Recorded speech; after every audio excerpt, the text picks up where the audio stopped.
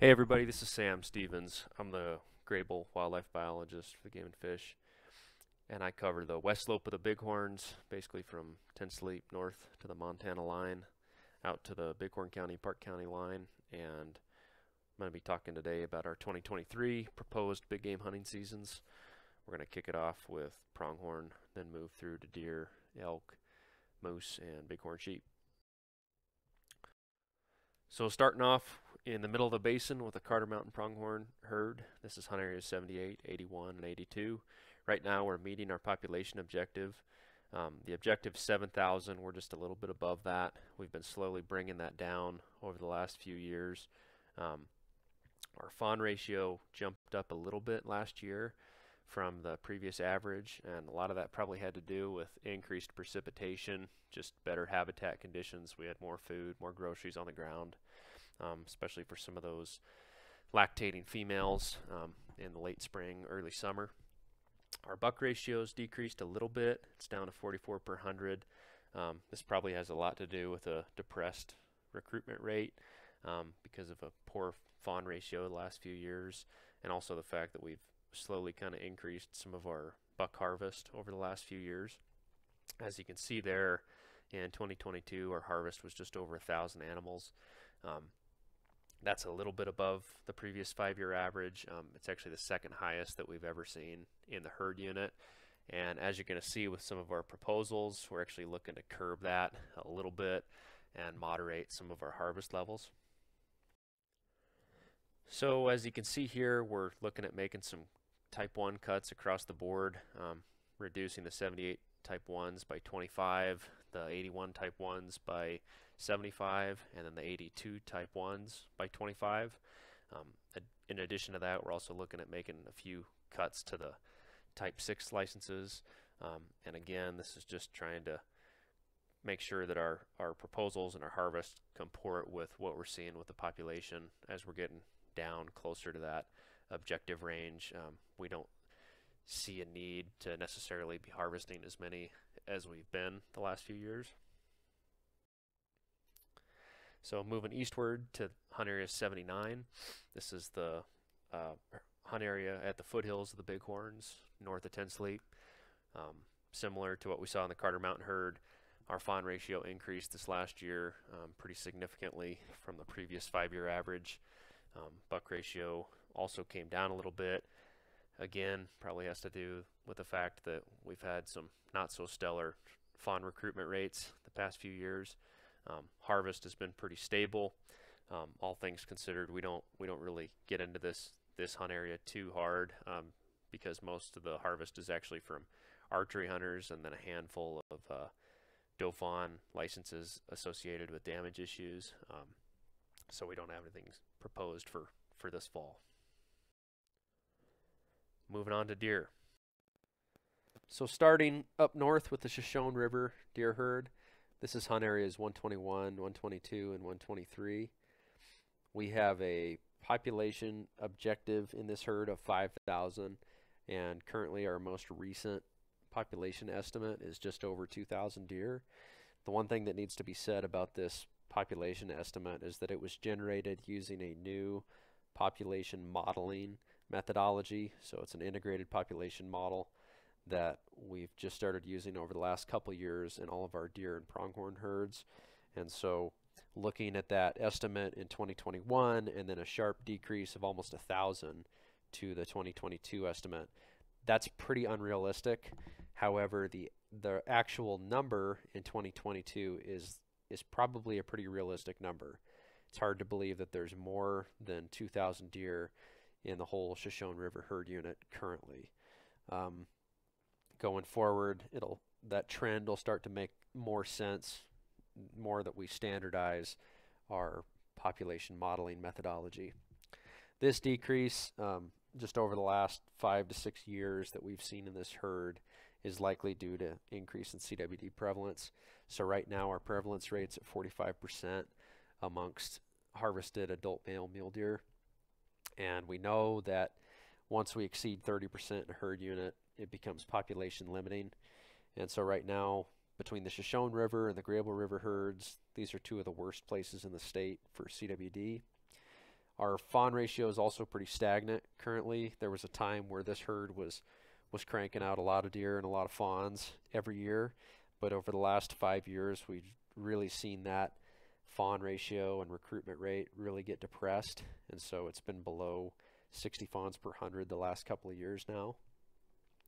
And just kind of, you know, in line with what we're seeing with abundance, the total harvest of mule deer in this herd's also really come down. And so, you know, at one time we were harvesting 600 to 800 mule deer, and now we're down to just over 300.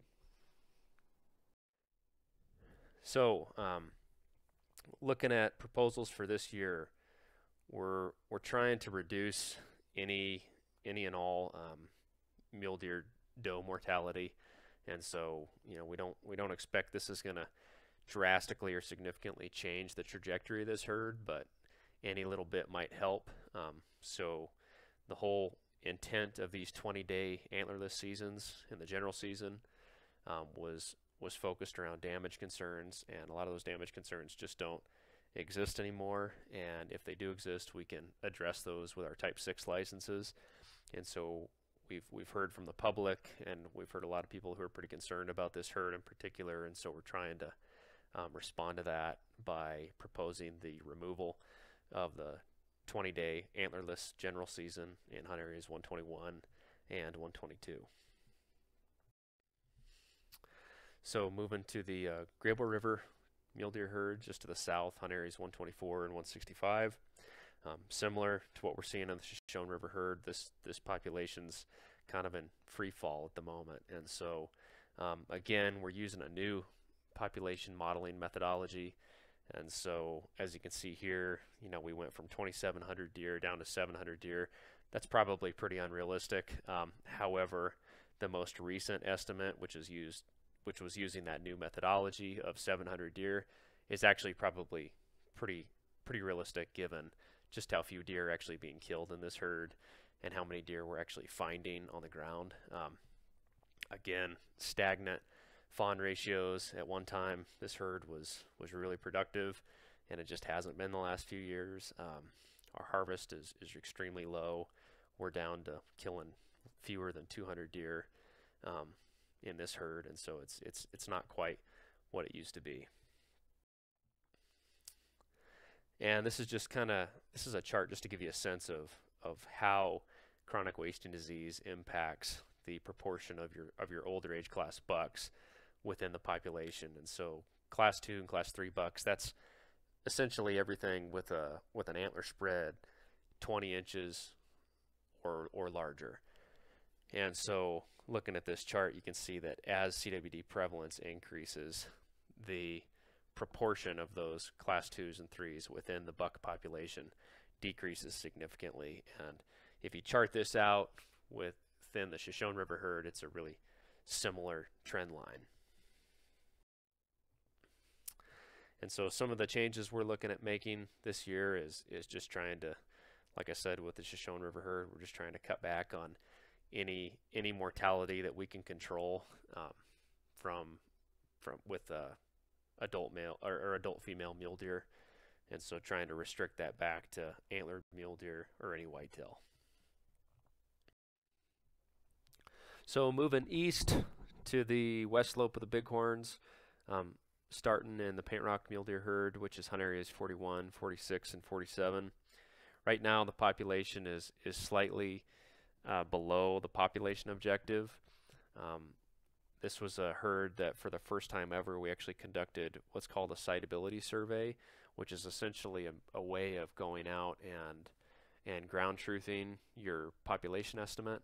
So for a lot of these models that we use to try to project abundance from year to year, they've never actually been anchored, or they've never really been ground truthed, and so it requires that we actually spend about a week or so in a helicopter physically trying to cover about 50% of the total herd unit and count literally every deer within certain blocks, so that you can get a sense of mule deer density and then extrapolate that out over a broader area. And so this was the first time that we've done that in the Paintrock herd, and using the estimate derived from that sample in addition to this new integrated population model Our most recent estimate was 6,653 deer. This was also a year that we were due to review the population objective, and so the objective was set back in 2013 at 11,000 deer. We felt that this was a pretty opportune time to try and shift that to something that's a little bit more realistic, and so this year we proposed moving that population objective to 8,000. That would put us at the bottom end of that objective range, which still gives us room to grow and increase the herd. However, it doesn't place it outside the bounds of what's realistic or what's possible. CWD prevalence in this herd has been relatively stable the last couple of years. This most recent 3-year average was 18%. Some good news with this herd unit is that our fawn ratio really increased drastically this last year. We saw highest fawn ratio that we've seen since 2003. Our buck ratio also decreased. It was down to 20 bucks per 100, which is at the lower end of our recreational management range. And the one good thing to say about this is hopefully with that increase in fawns over the next couple of years, we're going to see our buck ratio spike back up again, just because of an introduction of more yearling bucks and 2-year-olds, the next couple of years down the road. Our harvest decreased quite a bit this last year. It was down at 570, whereas the previous 5-year average was 700. The main reason there probably had something to do with mild weather. Realistically, despite the cold winter that we've had, October was actually pretty mild. We know that this herd gets a fair bit of interchange with deer coming in from neighboring herd units, and when that weather doesn't come in mid-October, those deer just have no reason to move, and so that's probably largely responsible for why we didn't kill as many deer in this herd. So last year we implemented the new 41 and 47 type 1 late season tags.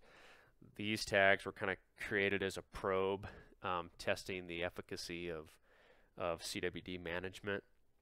And so starting out, we wanted to be pretty conservative with these licenses, and we kept them at only 25 licenses each in 41 and in 47. And just to give you a sense of what we harvested, of those 50 tags, we harvested 39 mule deer bucks. That was 17 out of hunt area 41 and 22 out of hunt area 47. The average age of these deer was 6 years old, and then the CWD prevalence was 5%. And again, this is out of the 20 bucks that we actually sampled, that we got to put our hands on and test and pull teeth and age, which was actually a pretty unique opportunity, getting to kind of view this herd from a different window, a different perspective. The CWD sampling was good this last year. We had a little bit over 50% of the total harvest. However, we're looking at trying to make that mandatory for next year so that hopefully we can increase that sample size, kind of furthering our ability to vet this season as an effective CWD management tool.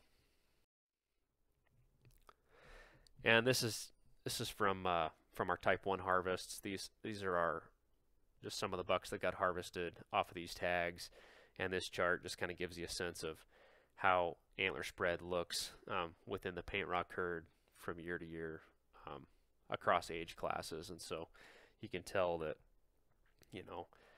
things are kind of plateauing right around 4.5, 5.5 years old, and nothing's really growing much beyond that. For the most part, the majority of these deer that we got our hands on were about 20 to 22 inches wide. And also something worth mentioning, this last few years we've been able to deploy close to 80 mule deer collars in this herd, and it's given us a really unique ability to actually monitor adult survival from year to year, which is pretty interesting. Gives you a sense of how many of these deer survive every winter and every summer, and also the ones that don't, what's killing them. Gives us a better handle on why we've observed some of these population declines over the last few years. And so this pie chart on the left shows you what doe survival looked like last winter. So that was from December through June of 2022. Pretty low sample size, only 24 deer collared, but realistically that's actually pretty good mule deer survival. 92% over the winter and spring period is actually pretty exceptional. And of the 8% that were lost, those were 2 lion-killed deer, one in March and then another in June. On the right here, this is constantly being updated, but this is the most recent survival data that we have from the current winter. And so we started monitoring this in November, and we've been following these deer through March. We also had the ability to go out and deploy quite a few more collars. We're up to 76 collars now in the Paintrock herd. They're pretty well distributed throughout all the hunt areas. And so far things have been surprisingly really good. We've only lost 1 deer so far this winter, and that was one doe that was lion killed in hunt area 47 back in December. But besides that, things have been holding steady. So as far as season proposals, the only major thing that we have proposed for this year is a slight reduction in the Type 6 licenses in hunt area 41, and the main reason behind this is that tag was created for damage concerns, and those concerns just don't really exist like they used to at that license's inception. So moving north to the North Bighorn mule deer herd, so everything on the west side, hunt areas 50 through 53. This population is currently a little bit below the objective range. Similar to Paintrock herd, we also had the ability to conduct a siteability survey in the North Bighorn herd this year, and so that estimate of 13,000 deer is using the estimate derived from that survey in addition to the new integrated population model. So you can see that there was a pretty dramatic decrease between the 2021 estimate and the 2022 estimate. However, that 2022 estimate was the first time that we've actually anchored the model to anything real. So it's something that I think you can hang your hat on it. You can have a little bit of faith in that number. The fawn ratio was okay this last year. It wasn't great. It was at 62 fawns per 100, so probably just maintaining. We're probably not going to see any major growth in this herd over the next year, not until we start seeing fawn ratios that are exceeding 66 fawns per 100 are we ever going to see that number really jump up. Harvest was relatively stable. Harvest was at 990 deer relative to about 1,000 deer, which was the previous 5-year average. And similar to Paintrock, we've actually had collars out in this herd since 2020, and so we've been monitoring survival for the last 4 years now, and actually the last 2 years that we've experienced have actually shown the highest survival of the 4 years that we've been monitoring this herd. And so last year, which is what these charts represent, from December to June, with 64 does collared, we had a survival rate of 93%, which is exceptionally good. It's a pretty good sample size as well.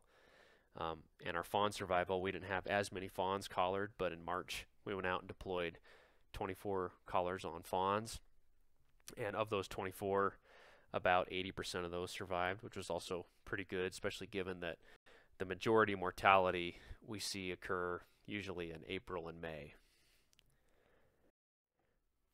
And then moving forward to this winter, and again, this is ongoing. This is all preliminary data, so we don't know what the rest of this spring is going to have in store for us. But bighorn doe survival so far, has been pretty dang good. You look across the state, and a lot of these mule deer herds are struggling with the winter that we've been experiencing. However, for us, so far we've only had 3 mortalities of 84 deer collared, and so 1 lion kill, 1 capture related mortality, and then one that was unknown just because we weren't able to get to it fast enough. And then of our fawn survival, kind of similar metrics. Fawn survival's been pretty good. had a couple die from capture-related injuries, and then 2 that were coyote killed. So hopefully this trend continues. And as far as changes for 2023, we don't have anything proposed. So just real quick, we can cover Bighorn Basin white-tailed deer regarding all the previous mule deer herd units that we've just discussed. We also have sympatric whitetail populations living within those herd units. And as far as season proposals, the only thing that we have proposed this year is a slight increase to the 51 type 8s, and that's to address some crop damage concerns on Shell Creek. Moving on to elk. So starting up north with the North Bighorn Elk herd, hunt areas 39 and 40. This last year we conducted a flight and found a few less elk than we found previous years. Counted 821 elk in hunt area 39 and 279 elk in hunt area 40. So down quite a bit from the last couple of years. Not sure how much of that was due to us just missing some elk, or maybe the fact that some elk had migrated up north into Montana, but certainly we do feel that we harvested more elk in hunt area 39 than the previous few years. If you look at the metrics here at the bottom of the screen, you can see that our 39 harvest was about 100 elk more than the previous 5-year average. We hope that continues, and so we're not looking at anything major as far as proposals go for this year. The main thing that we have proposed here is just in response to some hunters who've requested this, which is the ability to harvest cow or calf elk with a reduced price license in hunt area 39. So that's the addition of this special archery season with the 39 type 6. In addition to that, we're looking at doing away with that early rifle season in October off National Forest. Initially, that was created to be consistent with the Area 40 Type 6 license, but we realized that there's not much need, or it's not as necessary to have that license type, or to have that early season. And then in addition with that, we're also looking at slightly increasing the 39 Type 9s from 75 up to 100. So moving south to Medicine Lodge Elk, hunt areas 41 and 45. This last year, we flew and we counted just over 2,000 elk, which our objective currently is 2,200 elk, and this was the first time that we've been within our objective range in about 10 years. We don't take just 1 year because there's a chance that you could be biased for whatever reason, so we try to average the last 3 years. And if you take our most recent 3-year average, we're at 2,836, and so we're still above that objective range. So we're looking to try to maintain some of our license types and some of our harvest strategies. We feel that some of the changes we made last year made some real headway. Our calf ratio and bull ratio are still stable. Calf ratio is 28 calves per 100 cows. Bull ratio is still relatively high. It was at 33 bulls per 100 cows. As you can see at the harvest, in total between hunt areas 41 and 45, we harvested just under 1,000 elk, 916.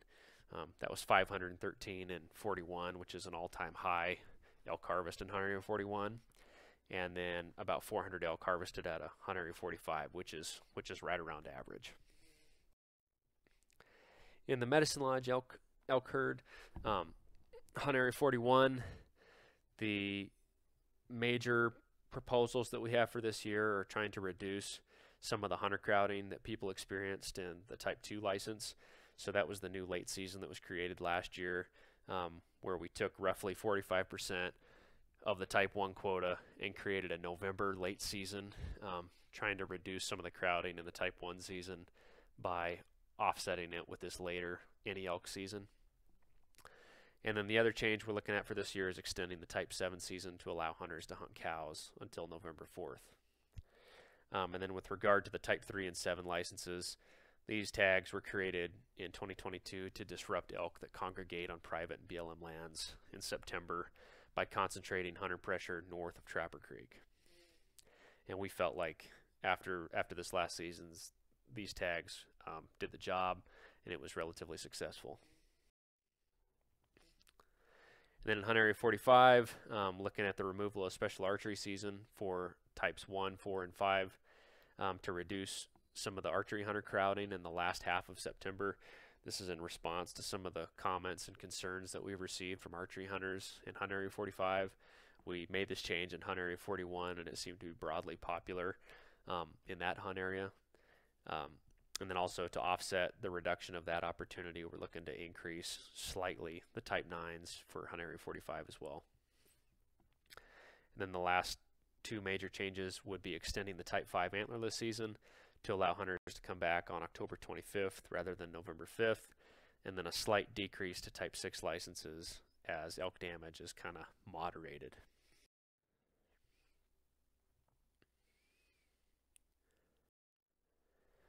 So the bighorn moose, this is Hunt Areas 1, 34, and 42. Currently we're above our trend count objective at 198 moose. Calf bull ratio are still relatively stable. 46 calves per 100 cows, 54 bulls per 100 cows. In Hunt Area 42, we have a little fewer calves and a little bit more bulls. 2022 harvest this last year was down a little bit. 8 moose in Hunt Area 1, 12 in Hunt Area 34, and 11 moose in Hunt Area 42. The main changes that we have proposed for this year are slight alterations in the full price quotas, and the main reason for that is just to meet our new 90-10 license allocation criteria, trying to ensure that they match up with a multiple of 10 cumulatively. And then the other big thing here is we're looking at doing away with that September 1st archery opener and moving that back to September 15th. We received quite a few public comments about concern over guys hunting moose when it's 80 degrees out. Moose are still in full velvet, standing right off a road, and we felt that change that we made a couple years ago probably didn't make a lot of sense. So we're looking at going back to the 15th. And then lastly, the Devil's Canyon Bighorn Sheep Herd, Hunt Area 12. So a couple things to say about this. First off, we counted one of the highest trend counts this last summer of 253 sheep. Unfortunately, this large count came about 4 months before a major disease outbreak that we experienced in October, November, and December of this last fall. The most recent classification data, which is on the next line down, we found only 12 lambs per 100 ewes and about 50% of the rams per 100 ewes. Compare that with, a lamb ratio of 47 per 100, which is the previous 5-year average. We also had pretty good harvest prior to that disease outbreak. We harvested 7 rams and 4 ewes with the new Type 6 licenses. And just a little bit about what happened. We detected some mortalities from some of our GPS collars on some collared ewes on October 16th. When we responded, we found a bunch of dead sheep laying kind of between Deer Creek and Trout Creek. And this was the start of a mortality event that basically stretched throughout the fall and into early winter. The mortality event was attributed to a novel pathogen called Mannheimia hemolytica. And so far, based on our assessments and some of our recent counts and looking at the number of collared sheep that we lost because of this, we estimate relatively about a 50% loss since October. And so this is a pretty massive decrease, pretty disappointing. We're not going to have a great handle on what this sheep herd looks like until the place thaws out and we're able to get back up in the air in July and get a better handle on things. But for now, we're looking at some pretty conservative measures. We'd like to remove the Type 6 licenses and then also drastically reduce the Type 1s from 8 licenses down to 2. And lastly, if you guys have any questions or concerns, feel free to give myself or Corey Class, the Wildlife Management Coordinator, a call. Our numbers are up here at the screen. Or if you'd like to submit comments, comments can be submitted online, in writing, or mailed to the Casper Regional Office. All comments must be submitted and or received by 5 p.m. on March 29th. Thanks.